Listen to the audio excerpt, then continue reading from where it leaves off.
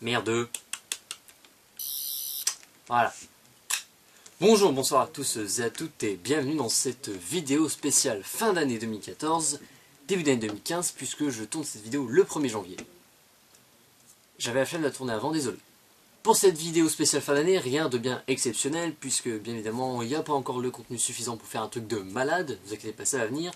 Du coup, je vais vous proposer un top 10 des films que j'ai découverts en 2014, puisqu'il n'y a pas que des films de 2014 dans ce top 10. Un flop 5 des films que j'ai aussi découverts en 2014. Croyez-moi, il y a de la bonne merde. Et enfin, pour conclure, une liste des films intéressants qui seront amenés à sortir d'ici le courant de l'année 2015. Bon, allez, on va tout de suite enchaîner sur le top 10 parce que je sens que la vidéo risque d'être longue sinon. Numéro 10. Filth de Jon S. Bird. Alors, je regarde sur le côté parce qu'il y a mes notes. Donc oui, Filth de Jon S. Bird, avec, j'avais déjà fait une critique vidéo dessus sur la chaîne, c'était celui qui s'appelait Ordure, d'exclamation, pardon, en VF. Donc c'était un de mes coups de cœur de 2014, parce que c'est vraiment un film excellent, avec James McAvoy en plus qui joue parfaitement. C'était hilarant, franchement, c'était une comédie bien trashouille que j'avais vraiment beaucoup apprécié. Alors, je tiens à préciser, si vous entendez des bruits en vidéo, c'est parce que c'est mon tournevis Sonic et je m'occupe les mains à faire ça et de ça, désolé, hein, parce que sinon je ne sais pas quoi faire de mes mains pendant les critiques. Donc oui, non, vraiment j'avais beaucoup aimé le film et vraiment mon avis dessus n'a pas changé. Faut vraiment que je chope le Blu-ray là parce que même si c'est encore un peu cher, 25 €. C'est assez dommage d'ailleurs parce qu'à l'écriture, enfin à la préparation du top 10 de cette vidéo, alors déjà je me suis rendu compte qu'il était sorti en 2013 en Grande-Bretagne. Je ne me sens pas que je l'avais dit dans la critique à ce moment-là. Mais surtout en France il est même pas sorti en cinéma, il est sorti en direct ou DVD. Ce qui peut être compréhensible parce que c'est vrai que le film est assez trashouille. C'est vrai qu'il est assez cru, hein, il y a du sexe, de la drogue, de la violence et tout ce qu'il faut pour faire un bon reportage zone interdite. Mais quand je vois les films qu'on a eu cette année et qui étaient quand même vachement plus trashouilles ou vachement plus crus dans ce qu'ils montraient, je pense notamment à Nymphomaniac, et pourtant Nymphomaniac avait été censuré. Je trouve ça dommage que le film soit pas sorti en France. Après je pense, est-ce que ça aurait marché pour tout le monde? Je pense pas parce que c'est une comédie noire. Et bon, les comédies noires c'est pas ce qui marche le mieux en France, enfin, dernière nouvelle. Parce que c'est vrai que quand on regarde bien les grandes comédies qui ont marché en France, ce ne sont vraiment pas des comédies noires. Donc bon, c'est vrai que c'est dommage que le film soit pas sorti en France, mais ça lui aura, quelque part ça lui a évité un bide. Parce que je pense très franchement que le film aurait bidé en France. Allez, enfin voilà, non, oui, non, voilà, Filth numéro 10. Voilà. Allez, numéro 9. La grande aventure Lego de Phil Lord et Christopher Miller. Alors, la grande aventure Lego, je pense que il n'y a pas grand chose à dire sur ce film. C'est vraiment un des meilleurs films d'animation qu'on ait sorti ces 10 voire 20 dernières années. Vraiment, il y a un souci du détail qui est incroyable. Le pari était risqué parce que quand ils ont annoncé le film, ils ont dit oui, on va adapter les Lego en film. Oui, est-ce qu'il y avait vraiment matière à faire un film Lego enfin, quand l'annonce a été faite, on n'y croyait pas trop. Et finalement, ils s'en sont plutôt bien sortis. Ils s'en sont même magnifiquement sortis. Parce que le film est excellent. Le film est excellent. Puis c'est un joli message. Parce que c'est pas... pour une fois, c'est pas un message qu'on nous rabâche dans les films d'animation style Disney ou DreamWorks. C'est pas un truc, oui, aimez-vous les uns les autres et de ça. Ce genre de message c'est très bien, mais bon, on vous la 50e fois, ça commence à saouler. Alors que là, le film, c'est purement, vraiment, faites parler votre imagination, enfin, allez-y à fond, quoi. Si vous devez faire un truc complètement illogique, allez-y à fond, parce que voilà, ce sera vraiment vous qui vous exprimerez, et c'est peut-être un petit peu comment dire, l'essence même de l'art, de la création. Et je vais trouver comment dire, ce message assez beau, surtout dans un média, enfin dans ce média qu'est le cinéma, parce que c'est vrai que généralement quand quelqu'un vient créer quelque chose hors des normes, bon avant, enfin aujourd'hui maintenant on dit ah mon dieu mais quel génie, c'est bien fait, alors qu'avant il faut dire que les gens qui sont des sentiers battus, ils étaient pas très reconnus. Je pense notamment à, enfin bon Kubrick ça c'est spécial, enfin si, parce qu'il était reconnu mais à la fois pas reconnu parce que pour ceux qui ne savent pas en fait, Kubrick n'a jamais gagné d'Oscar du réalisateur ou même du meilleur film. Enfin, je vais quand même vérifier en fait parce que j'ai un doute à moi que je confonde avec un autre réalisateur. Il me semble que je confonds peut-être avec Alfred Hitchcock. Excusez-moi, je vais. Stanley Kubrick. Il me semble bien que Kubrick n'a jamais gagné d'Oscar, que ce soit du meilleur film ou du meilleur réalisateur. On va voir ça tout de suite. Ah, bah évidemment, j'ai une erreur proxy. Ah là là. Oscar du meilleur film. Ah, ouais, il a eu des nominations, mais il a jamais remporté. Il a eu une nomination du meilleur film pour Docteur Folamour, Orange Mécanique et Barry Lyndon. Une nomination en tant que meilleur réalisateur pour Docteur Folamour, 2001, l'Odyssée de l'espace, Orange Mécanique et encore une fois Barry Lyndon. Aussi pour meilleur scénariste pour Folamour 2001, l'Orange Mécanique, Barry Lyndon et Full Metal Jacket. Mais il n'a jamais remporté. Il n'en a remporté aucun. Il a juste remporté l'Oscar des meilleurs effets visuels pour 2001, l'Odyssée de l'espace. Donc vous voyez comme quoi. Alors que, comme quoi, oui, vraiment, même les gens qui sont des sentiers battus n'étaient pas forcément plus reconnus que les autres avant. On les aimait bien, mais de leur donner un Oscar, faut peut-être pas abuser. C'est assez drôle d'ailleurs, parce que maintenant, quand on voit que Kubrick est devenu vraiment un standard du cinéma, c'est un joli coup. Comment dire, c'est un.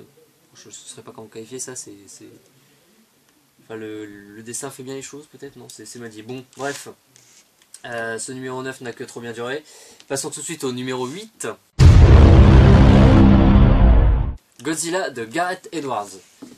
Alors, Godzilla c'était vraiment le film que j'attendais le plus cette année. Parce que au fond de moi je reste un grand gamin. Et quand on me dit ouais viens on va te balancer. Et quand on me dit il y a un film avec un grand monstre qui va défoncer des villes. Et ben moi j'ai envie. Ça me donne forcément envie. Et au final, je me suis dit, bon, ça va être. Avant que le film ne sorte, alors que je ne le vois, je me suis dit, ça va être une bonne occasion bien de passer un bon moment, de poser son cerveau à côté, mais pas tant que ça, parce que le film est beaucoup plus intelligent dans sa mise en scène que ce qu'on pourrait le croire, en fait, finalement. C'est même, ça tente des trucs, c'est même très. Il y a même eu un truc très audacieux dans la bande-annonce. Bon, j'estime que vous avez vu le film depuis. Parce que le film a vraiment très bien marché en France et je suis assez content parce que c'est un film qui est vachement bon. Enfin, il a bien marché en France, mais niveau critique, ils sont pas aimés parce que bon, voilà, c'était pas un Godzilla qui détruit le monstre, il y avait un petit peu plus niveau mise en scène. Enfin bref, c'est vrai qu'on voit pas beaucoup Godzilla dans le film, mais pour moi, c'est un joli choix de réalisation. Donc je sais plus ce que je voulais dire. Ouais, non, le film a bien marché en France. Et je suis assez content parce que c'est vrai que le film est beaucoup plus intelligent qu'il ne le paraît. C'est un des reproches qui avait été fait au film, c'est qu'on ne voit pas beaucoup le Godzilla. Et moi je trouve ça justement que c'est une qualité parce que du coup en fait chaque apparition de Godzilla est maîtrisée. Et elle est vraiment, maîtrisée à 100%. Chaque fois c'est du millimétré. Et du coup vraiment à chaque fois que Godzilla intervient, il est impressionnant quoi. Et c'est un truc que je reprochais au film de Roland Emmerich de 99, 97, je sais plus. C'est un film sympathique en soi, mais au bout d'un moment, Godzilla est tellement là que ses apparitions ne marquent plus. C'est-à-dire, le monstre, ses apparitions, elles sont impressionnantes parce que c'est vrai qu'il y a la destruction et que c'est très bien fait, hein, même encore aujourd'hui.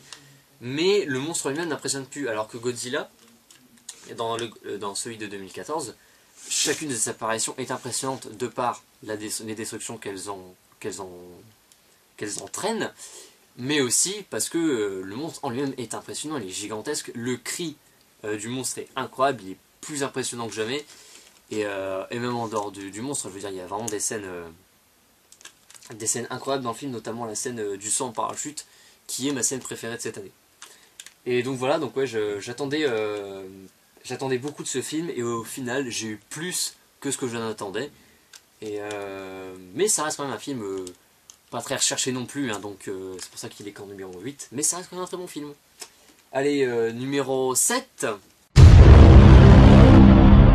Babel. Alors excusez-moi, d'Alejandro González Inarritu, pardon, qui est un film qui date de 2006. Donc quand je vous avais dit qu'il y aurait des films un petit peu plus vieux, je vous ai pas menti. Je vous avais fait une critique écrite sur le site, c'est-à-dire même pour Godzilla. Hein. D'ailleurs, je vais peut-être faire une petite piqûre de rappel pour les abonnés YouTube. C'est-à-dire qu'à la base, avant d'être une chaîne YouTube, Tosarwan, c'est un blog, à savoir La Grotte à Tosarwan, et je mets toujours un lien dans la description. Là, j'en remettrai un, donc voilà, vous êtes prévenus. Donc si vous voulez voir ma critique de Godzilla, de la Grande Aventure Lego, ainsi que de Babel, vous n'aurez qu'à aller sur le site. Cependant, ce sont des critiques écrites, pas vidéo. J'en ferai peut-être au moment d'avoir les Blu-ray éventuellement, mais ça n'est pas sûr. Bref, donc Babel, qui est un drame qui mélange en fait plusieurs histoires de plusieurs personnes venant de plusieurs pays. On a des Américains, des Pakistanais ou des Afghans, je sais plus. Et on a une japonaise qui est jouée par Rinko. C'est la même actrice, c'est Rinko Kikuchi, je crois. Attendez, je vais voir ça. Il me semble que c'est Rinko Kikuchi. Rinko Kikuchi, oui, j'en étais sûr. Donc, japonaise donc jouée par Rinko Kikuchi, qui était très jeune à l'époque d'ailleurs. Elle avait, je crois, 16-18 ans, à peu près. À peu près mon âge, quoi. Et donc voilà, ces trois histoires vont être mêlées suite au fait que une américaine du couple américain, cette américaine jouée par Kate Blanchett, l'américain joué par Brad Pitt, va recevoir une balle d'un des enfants de la famille afghane, tiré par le fusil du père de la fille japonaise, donc jouée par Rinko Kikuchi. Et donc, en fait, voilà, ça montre en fait la répercussion d'un acte sur des vies entières. Et c'est un film qui fait beaucoup bader, mais c'est tellement bien écrit que vraiment j'avais adoré le film. La musique toute simple à la guitare, je vous mettrai rien dans la description, elle est géniale. Je sais pas si c'est une musique originale ou si c'est une musique qui avait déjà été composée avant un film, qui appartient à notre artiste. Mais elle est vraiment très bonne, très mélancolique, très belle, et vraiment le film est très bien réalisé. Il n'y a rien à dire, quoi. C'est vraiment un drame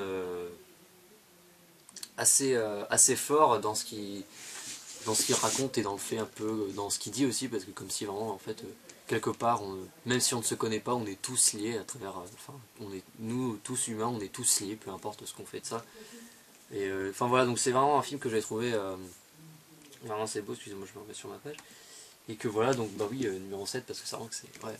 Oh, je ne chope plus le Blu-ray d'ailleurs, parce que... Ouais, vraiment, non. Rien à dire sur le film, quoi, c'est vraiment très bien. Numéro 6. La French de Cédric Jiménez. Alors, avant toute chose, je tiens à vous dire une chose. Je me répète souvent. Je vais vous faire une critique de ce film. Malheureusement, j'ai eu la flemme, du coup là ce sera l'occasion d'en faire une. Donc, La French de Cédric Jiménez avec Gilles Lelouch, Jean Dujardin et plein d'autres acteurs dont j'ai oublié les noms, c'est pas grave, j'ai déjà perdu trop de temps, je vais pas chercher leurs noms, mais ce sont de très bons acteurs, sachez-le. Qui raconte donc l'histoire du juge Pierre Michel, il me semble. Alors, je vais quand même chercher son nom parce que... Pierre Michel, il me semble que c'est lui. Oui, c'est lui. Donc l'histoire de Pierre Michel, joué par Jean Dujardin, qui était un juge d'instruction français, donc, qui est parti à la quête contre le grand banditisme, à savoir la French Connection. Car pour ceux qui ne le savaient pas, en fait, le réseau de criminalité français, de criminels français, la French a une renommée internationale, ça a été jusqu'à New York et ça a été, on a été hypé dans le milieu criminel, nous les Français. Je sais pas si c'est vraiment une chose dont ils font se vanter, mais bon. Voilà, Pierre Michel est donc parti faire une guerre contre la grande criminalité française. notamment contre Tani Zampa, qui est joué dans ce film par Gilles Lelouch. Mais malheureusement, vers la fin de... il a été assassiné, pardon, à Marseille le 21 octobre 1981. Et le film nous raconte donc sa lutte contre le grand banditisme, contre la French Connection. Et le film m'a marqué parce que déjà c'est très bien écrit. Déjà en France on sait faire des biopics, on sait faire des polars. Alors là quand on fait un mélange des deux, ça devient, en termes d'écriture, ça devient un truc vraiment génial. Beaucoup avaient dit ouais Jean Dujardin dans le rôle, moi j'y crois pas trop parce que Jean Dujardin qui fait du drame, ça me fait bizarre. Et ben il joue vraiment bien, vraiment il joue incroyablement bien même pour un acteur j'étais habitué à voir la comédie. Quand je l'ai vu vraiment il y a une scène où il est en pleurs et ça vraiment il est effondré. Et vraiment le jeu de Dujardin est impeccable durant tout le film, vraiment il n'a pas volé son Oscar pour The Artist, hein, ça se voit. Gilles Lelouch aussi est impec, hein, de toute façon tous les acteurs de manière générale sont impec, hein. On revoit Benoît Magimel d'ailleurs, c'est toujours sympathique, parce que c'est vrai qu'on voit plus beaucoup et c'est un acteur que j'aime beaucoup. Mais oui, non, le film déjà est très bien écrit et surtout foutrement bien réalisé. Il y a un détail au niveau de la reconstitution qui est assez incroyable. Vraiment les costumes, les véhicules et tout ça. Il y a même une scène où certaines scènes pardon, où ils ont roulé sur les routes de Marseille, mais qu'avec des véhicules des années 70.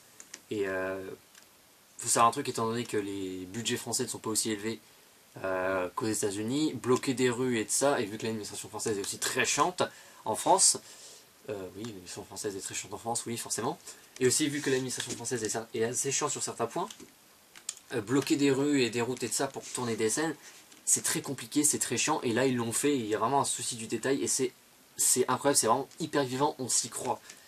Vraiment c'est super bien documenté, enfin je suppose que c'est super bien documenté, moi j'ai trouvé vraiment, j'y connais pas très bien, je connais pas très bien l'histoire du juge Pierre Michel, mais vu comment c'est écrit, vu les détails qu'il y avait, ça semblait vraiment très bien documenté, il y a vraiment un travail de recherche.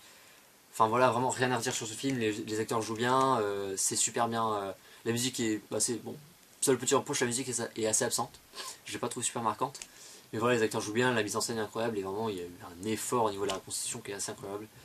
Donc vraiment que du bon, et ça fait plaisir de dire ça d'un film français, parce que c'est vrai que 2014, mis à part certains films, certains gros succès notamment, vous le verrez ça lors du flop 5, vraiment mis à part certains films, on a eu vraiment une année de qualité, on a eu la French, on a eu La prochaine fois je viserai le cœur, qui a l'air d'être pas mal, que je vais voir dans 2-3 semaines.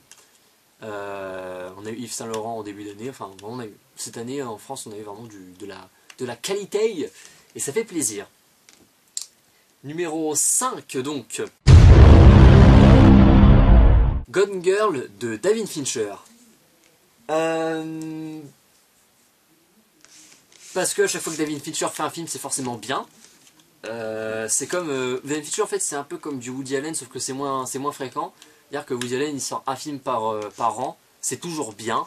Après il n'y a qu'à savoir si la QV sera bonne ou excellente. Et Gone Girl c'est pareil, il en sort pas très... Gone Girl. David Fincher c'est pareil, il sort pas des films très souvent, mais on sait toujours que ce sera bien. Après la question ne sera plus de savoir si ce sera bien ou si ce sera excellent. Enfin non, justement, la question c'est de savoir si ce sera bien ou si ce sera excellent. J'arrive pas à enchaîner mes phrases décidément. Et dans le cas de Gone Girl, et ben c'est excellent putain. C'est même... Wow, c'est excellent comme ça n'a jamais été. Alors j'ai pas vu tous les films de David Fincher, il me manque juste Zodiac, Millennium et L'étrange histoire de Benjamin Button, il me semble. Donc j'ai pas vu vraiment, j'ai pas tout vu, mais j'ai vu tout le reste. Et jusqu'à maintenant mon Fincher préféré c'était c'était Seven. Et ben c'est devenu Gone Girl. Parce que déjà je pensais pas que Ben Affleck pouvait aussi bien jouer. Parce que déjà ça fait très plaisir de voir Rosamund Pike dans une vraie grosse production américaine. Parce que la musique est géniale. Enfin de toute façon vraiment Je pense la même chose que ce que je pensais au moment de faire ma critique vidéo. Vraiment, le film est incroyable, c'est ce que ça dit sur le couple, c'est vraiment très fort. Quoique pessimiste, faut le dire. Mais ça reste vraiment super bien foutu. En plus, le film a été tourné en 6K et waouh, forcément, moi, dès qu'on commence à parler de haute résolution, moi j'adore. donc, ouais, non, vraiment, le film est excellent. Et puis, bon, il est un petit peu moins. On va dire, il est assez innovant dans le style de Fincher parce que le plot twist arrive en milieu de film et non en fin de film. Donc, pour le coup, j'étais assez surpris, je me suis dit, ok, parce que généralement en fait Fincher développe ses histoires jusqu'au plot twist. Là il fait venir son plot twist au milieu de l'histoire et du coup là c'est là que ça commence à devenir vraiment intéressant et qu'on va dire il tente un petit peu des nouveaux trucs. Enfin je dis ça mais ça se trouve en fait c'est pas vrai, ça se trouve il a déjà fait dans les 3 autres films que je n'ai pas vus. Mais voilà. Encore une fois en plus c'était une adaptation donc je pense que le travail d'adaptation a été magnifiquement fait. Enfin voilà Gone Girl c'est très bien écrit, vraiment rien à dire. De toute façon, tout ce que j'ai dit dans ma critique au moment où j'ai été le voir est encore valable. Numéro 4. J'ai tué ma mère de Xavier Dolan, qui est sorti en 2009. Oui, 2009.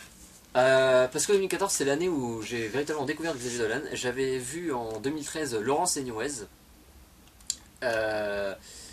Parce que je sais plus par rapport à quoi. Il me semble que c'était par rapport au tweet de quelqu'un que je suis sur Twitter. Ça devait être totalement Tom ou un truc dans le genre, je sais plus. Enfin bref. J'en avais déjà entendu parler de part du Randall. Et puis bah, après, il y a eu beaucoup d'autres gens qui ont commencé à en parler. Donc du coup, je me suis dit, bon, bah on va se mater ça. J'avais vraiment adoré Laurence Anyways. Et du coup, bah.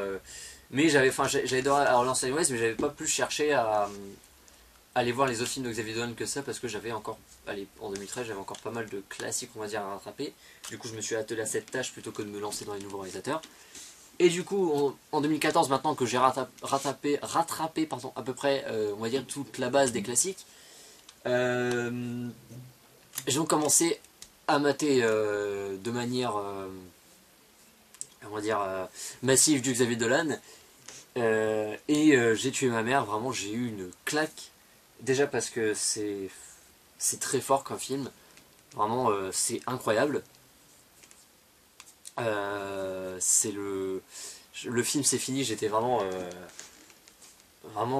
bouche bée quoi. C'était tellement le message du film était, enfin oui vraiment tellement c'était fort ce qui avait été dit dans le film sur les relations entre une mère et son fils. Bien que je n'ai pas eu ce genre de relation tumultueuse avec ma mère. Enfin, je n'ai pas ce genre de relation tumultueuse avec ma mère, enfin, du moins je pense. Non, oui, non, je n'ai pas ce genre de relation tumultueuse. Enfin, en tout cas pas à ce point dans le film. Mais vraiment, le film est puissant, et puis surtout le mec, il a fait ce film-là, Xavier Dolan, il avait 18-19 ans. Le talent quoi. Mais non, je vais peut-être finir, je vais pas changer sur le 3, mais enfin, oui, non, enfin voilà, non, en fait, parce que je n'ai rien à dire sur le film, c'est génial. C'est super bien joué, c'est bien écrit, la musique est géniale. Puis merci à Xavier Dolan, donc forcément, même si c'était que son premier film, maintenant qu'on en parle, c'est assez évident. Mais cependant, j'ai tué ma mère ne s'est pas classé, malgré le fait qu'il soit bon, il ne s'est pas classé dans le top 3, mais vous inquiétez pas, on retrouvera Xavier Dolan dans le top 3. Et donc, attaquons ce fameux top 3 avec le numéro 3 donc. Her de Spike Jonze. Je n'étais pas du tout familier avec les films de Spike Jonze avant ce film. Je ne le suis toujours pas parce que je ne me suis vraiment pas intéressé à sa filmographie pour le coup. Mais c'est une connerie que je vais rattraper. Et Her, c'est vraiment ce que j'adore. D'ailleurs, c'est de la SF. Enfin, c'est pas vraiment de la SF. C'est, on va dire, c'est un petit peu de la SF sans être de la SF en fait, parce que ça se déroule dans un futur assez, vraiment très proche, avec des technologies que nous, on a déjà, mais qui sont plus évoluées. Donc, c'est un peu de la SF sans être de la SF, et ça met en chat avec une histoire d'amour, et ça, du coup, ça développe un concept de SF super génial, parce qu'en fait, c'est l'histoire d'amour entre un homme, donc joué par Joaquin Phoenix, et son intelligence artificielle, dont la voix est interprétée par Scarlett Johansson. Une intelligence artificielle ultra, comment dire, ultra développée, ultra performante, parce que elle fait tout pour se comporter humain, elle a vraiment des réactions humaines, enfin vraiment c'est une humaine synthétisée quoi. Et,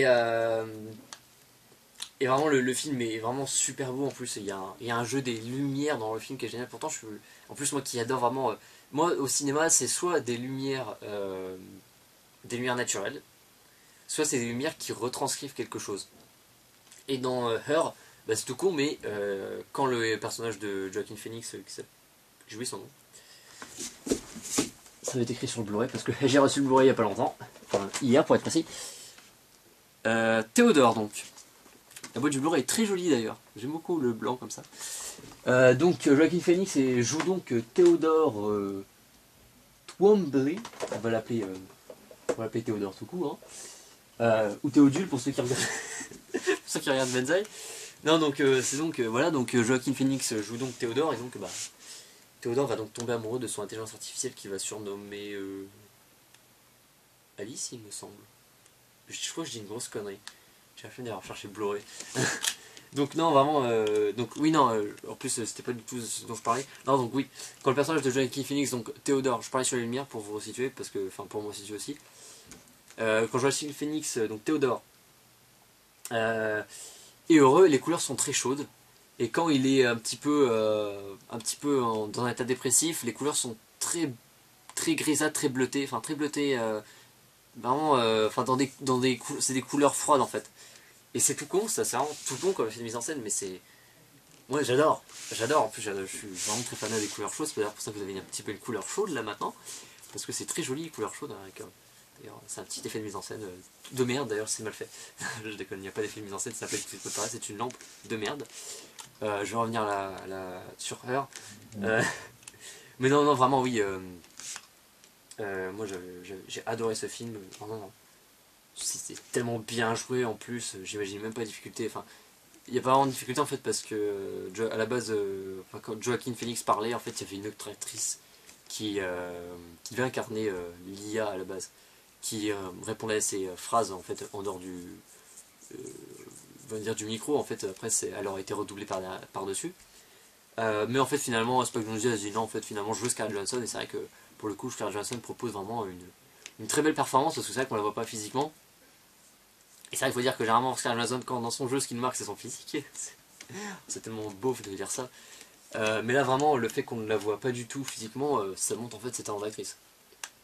Parce que vraiment elle joue super bien vocalement, enfin non vraiment rien à dire sur le film. Numéro 2, Mommy de Xavier Dolan. Oui, Mommy en numéro 2, je sais. Je vais bon je vais tout, en fait je dois vous expliquer pourquoi. Mais en parlant du numéro 1, donc je dirai pourquoi au moment de parler du numéro 1. Mais voilà, Mommy, c'était incroyable. Vraiment, c'est devenu mon film préféré. Vraiment parce que tout est... parce que tout est maîtrisé à fond. Tout est parfait dans ce film. Et c'est vraiment une des émotions... Enfin, c'est vraiment... j'ai encore du mal à en parler. Parce que le film m'a foutu une claque. Et parce que vraiment, le fait qu'on puisse réaliser un film aussi parfait, alors que le mec a seulement 25 ans, d'ailleurs, mais putain, mais Dolan est le nouveau Kubrick. Enfin, non, parce que Kubrick innovait, Dolan perfectionne. Et ça, c'est encore plus fort. Parce que Dolan, en fait, quand on regarde, ces films ne sont juste des drames, mais en fait, il reprend des codes classiques du cinéma, enfin je le trouve personnellement, mais il les perfectionne à un tel niveau qu'en fait c'est vraiment c'est des cas d'école. Vraiment c'est des cas d'école très précis, c'est-à-dire si vous voulez raconter une histoire c'est vrai que si vous, c'est des cas d'école, c'est vraiment que pour les histoires qu'ils racontent. Mais enfin vraiment c'est maîtrisé à la perfection, et c'est globalement c'est tellement parfait, il n'y a rien d'autre à dire. La mise en scène est incroyable, ça joue incroyablement, la sélection musicale est géniale. C'est pas ma sélection musicale préférée de l'année cependant, cette médaille revient au Gardien de la Galaxie. Mais elle reste excellente de Mommy. Hein. Mais non, vraiment, rien à dire sur ce film. Et bordel de merde, le comité des Oscars a donc décidé que non, Mommy ne serait pas dans la sélection meilleur film en langue étrangère. Bon, ça vous le savez à quel point ça me dépite parce que j'en ai fait une parodie de la chute sur la chaîne. Mais quand même, autant des fois, il y a des choix de l'académie que je comprends. Autant là, je suis désolé, mais c'est purement vouloir faire chier le monde. C'est vraiment...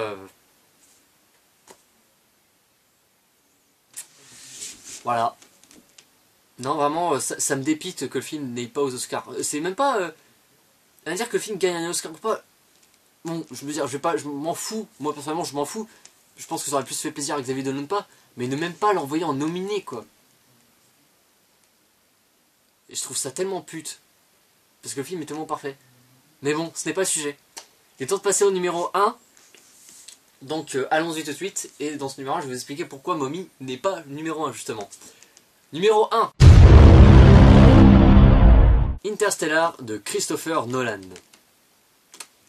Donc, avant que je commence à parler du film, pourquoi Mommy n'est pas à la place d'Interstellar et inversement. Parce que autant Mommy, c'est ce qu'il y a de plus parfait dans le cinéma. Le cinéma, c'est ma passion, et généralement une passion, ça vous suit toute la vie.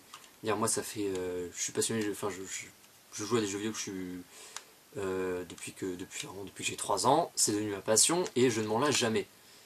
Sauf quand le jeu est chiant, évidemment, enfin bref.